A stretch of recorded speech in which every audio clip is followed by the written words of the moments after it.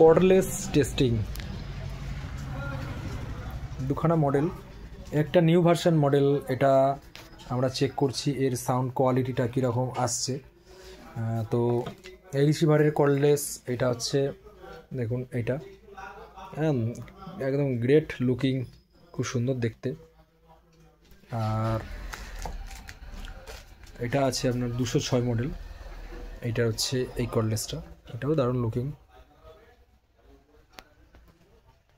দুটোর মধ্যে কি ডিফারেন্স আমরা একটু চেক করে নেবো মিক্সচার দিয়ে। আর এই অ্যাম্পলিফায়ারটা দুই টেস্ট করব, এটা বড় অ্যাম্পলিফায়ার, কোন কর্ডলেসটা বেটার হবে। তো এখানে আমার কাছে আছে অনেকগুলো কর্ডলেস, যেটা আছে একটা এমপ্রো আছে, দুটো ক্ল্যারিয়ন আছে।